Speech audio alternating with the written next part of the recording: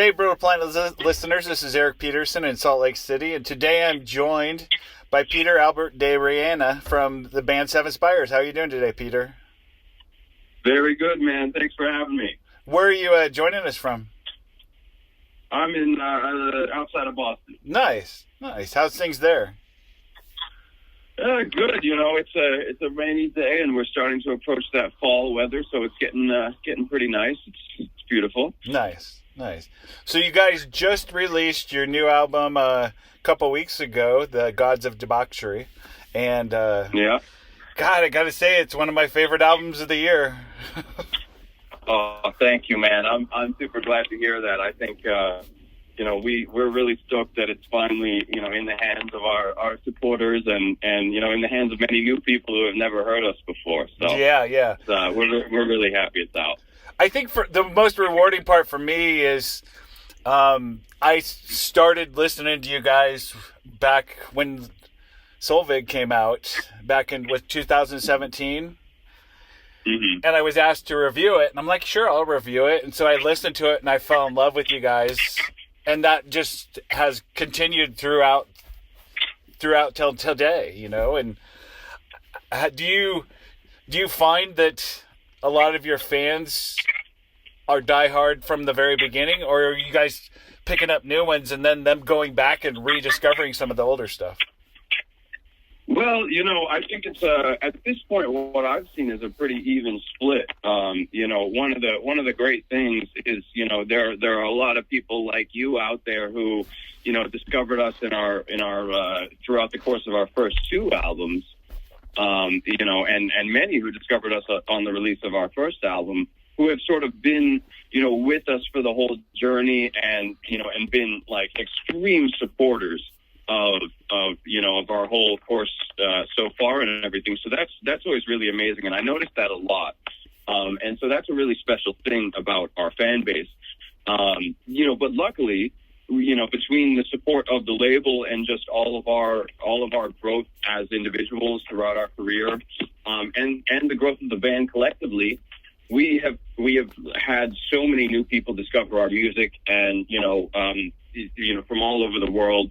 And that's been really great too, because it's more people who, are like you, where they're kind of with us for the long haul, and they're really into what we're doing, and they provide a kind of support that is like that's really special to us and really makes things possible. So yeah, the other cool thing to me is I feel like if you're just discovering you guys, the cool thing is you can go back and listen to the other albums, and you can kind of gather the story of the whole story from the other albums, and so you can binge the whole thing. Right, and and I think that's probably the right way to do it. I think that since things are connected. Both in the story and the concept that we have, but also musically, certain themes for specific characters or certain motifs, come back throughout all three albums, and that's intentional.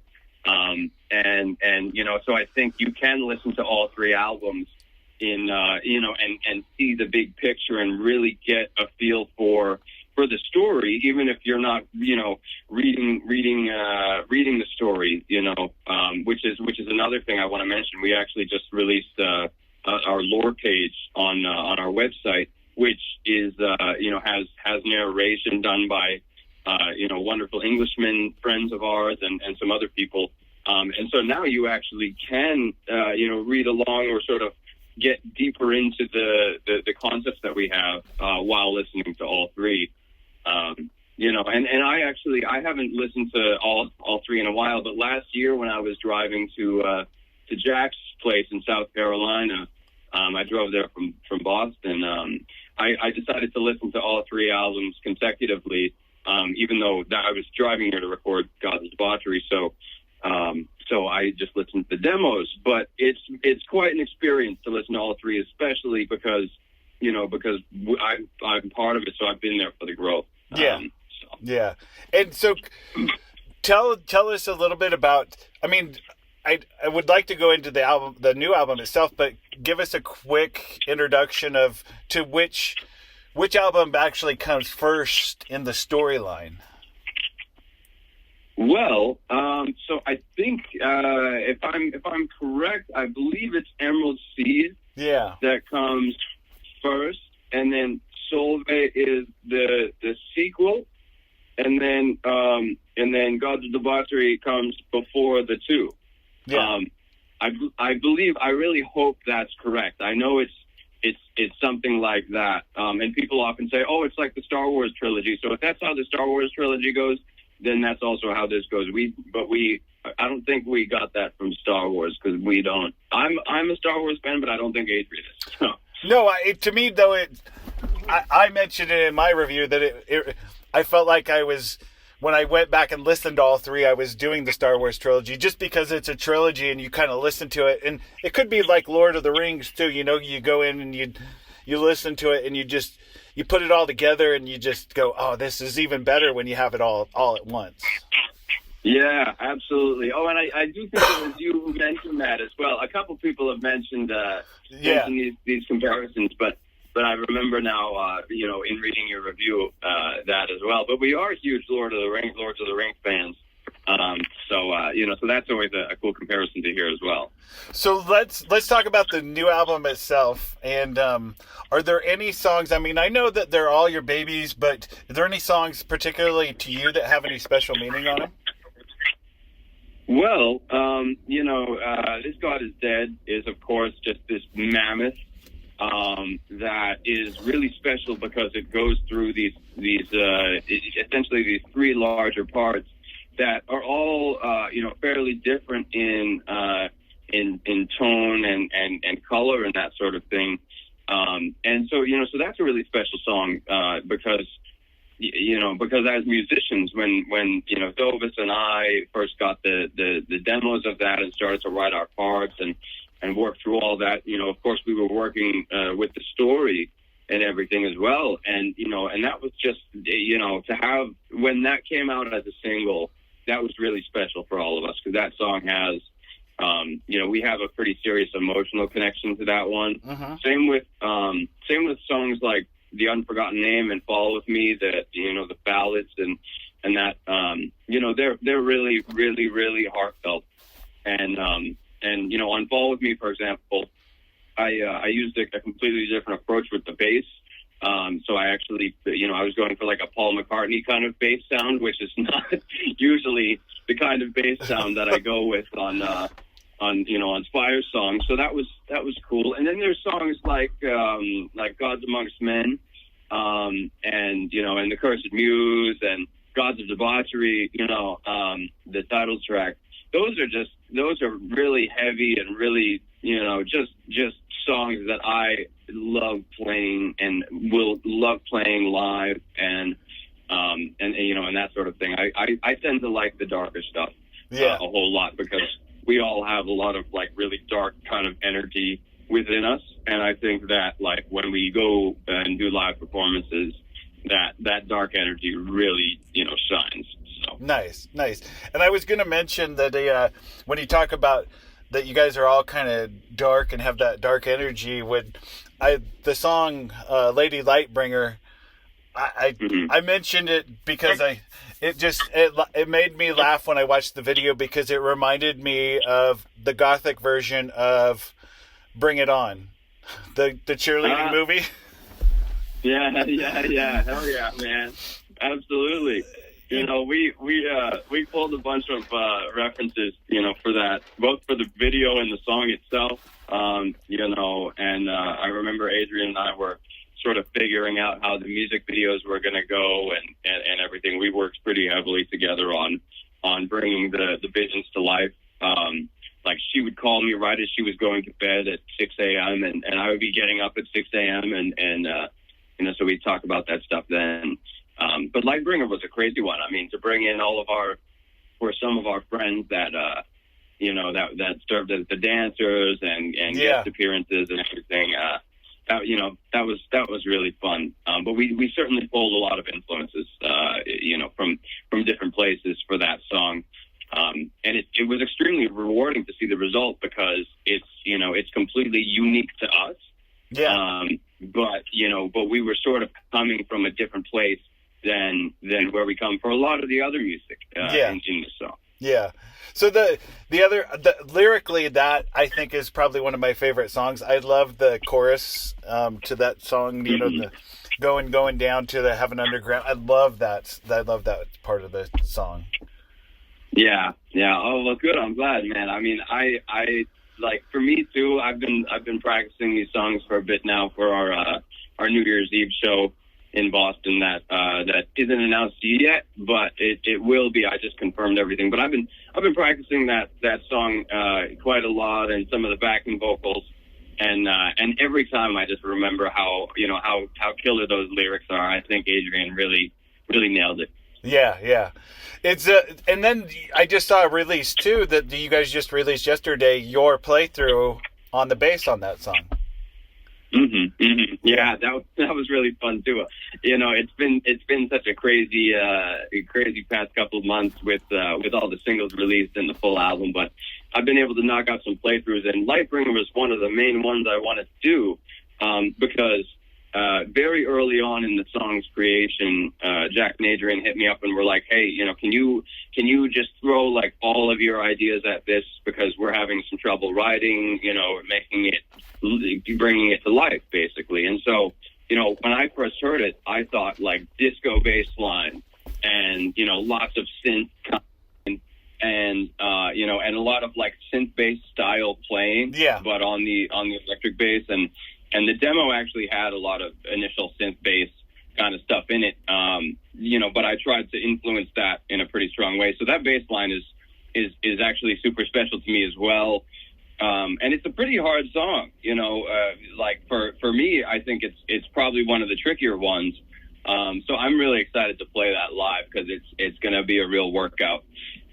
That's cool. Cause I mean, I'm guessing for you, as a bass player, you don't want to just thump along. You want something that's challenging. Well, yeah, I mean, the thing is that it's sort of a little bit of both. What I really want is to serve the song. Yeah. And, and the thing is like, there's a lot of ways to serve the song. You could kind of just play the roots, or for me, I tend to like to push the limits of what serves the song. I tend to like to change the song to some extent, or to really, to sort of scream out the voice of the song with my voice as well. And this is something that I think makes the band very special, is Adrian, is yelling out to us with the purpose and the meaning of each song. And we all echo that, musically speaking. So we are all, crying out with her. And that's often how I see the writing process, is how can we scream out in our most powerful voices with her, Yeah. And so that's really the goal. It's not like I'm looking to be super technical or do anything like that, because quite honestly, on a lot of the other gigs that I do, mercenary gigs and whatnot, that shit will get me fired. So are there any other songs, I mean, from this album that particularly you are looking forward to playing live? Like I said, Lightbringer is one. Yeah. And a lot of the heavier stuff I'm really looking forward to playing live. This God is Dead is cool, and especially like that middle section, that sort of opens up a bit, because that's all groove, and like Dovis and I are just gonna groove the fuck out for that bit, and it's gonna be really nice. So I mean, but I'm really looking forward to all of it, because because each one is really, the thing about performing is that like we're all gonna feel each song as as heartfelt as we can each time, and that's both the challenge and the thing that we look forward to the most, is like playing these songs for people live will be an experience for us just as much as for them every time. Yeah. The other thing I was going to mention too, a little bit with this album, but a lot with Emerald Seas, is based on all the COVID shit that's been going on. You guys have really adapted well to finding other ways to connect with your fans without having to be at a show. I mean, there's nothing better than being at a show, but you guys have really found a way to, with your website and your online stuff, you guys have really found a way to connect with fans. And I think part of it has to do with your age and your youth and your ability to get on social media and really push that. Yeah. Well, I think so too, and I think Adrienne especially is a master at connecting with her audience and our audience. But she's really got some special skills when it comes to that sort of thing. But one of the challenges throughout the whole pandemic is the fact that we spent a lot of time thinking and worrying about how are we going to continue to access our current fans and find new ones. How are we going to do that? And and it took a while to get the ball rolling. A lot of bands I saw did like either live stream performances or some sort of video type stuff, and we had looked into that too. But given the situations that were taking place, like financially and everything, we just weren't able to make it happen up to our quality standards. So unfortunately, we weren't able to do that. But we did. I think we as a band are honestly better off for having to go through these challenges, because we're a lot more capable of things now that we weren't before. And granted, we would have been on a lot of tours in 2020 if things went normally, but I think this is an equal outcome, and the tours will come again. So yeah, and I think based on 2020 and how you guys were succeeded in 2020 based on the circumstances, it'll make it that much easier, I think, moving forward, in addition to having touring. Yeah, I think so. Exactly. So let's talk a little bit. I wanted to ask you a little bit about some of your other projects that you have going on. Well, yeah, man. I mean, I do. Well, first of all, I manage 7 bands currently. I work as internal management for Spires, so I try to handle most of the major projects, and every now and then there's something. We all kind of manage Spires, but I manage 7 other bands as well, and that's been a great experience. That's something that I started doing throughout the pandemic. And it's just been really great, because a lot of those bands are friends of mine, or people who, have played shows with Spires or something like that. And so that's a really fun aspect of my career that, that again, kind of wouldn't be happening if it weren't for the pandemic. And other than that, I do a lot of session work, as an electric bass player, like in the metal world, but I also went to school as an upright bass principal, so the big thing that everybody calls the cello, but it's bigger than the cello. And so I went to school for that, and so I do a lot of gigs in Boston that are like jazz gigs for private events or at French restaurants and this sort of thing. And going off of that, I one of my like specialized areas is music called Gypsy Jazz, which is like a French oriented sort of darker harmonic type of jazz that that originated in like the 1940s, but that genre has continued to grow and become more advanced and that sort of thing. And I actually think it's really, really cool music. And I've met and played with a lot of people from different parts of the world, and been to different parts of the world, to play that music. And so, so that's been really cool. But yeah, I try not to like join other bands too much. Yeah.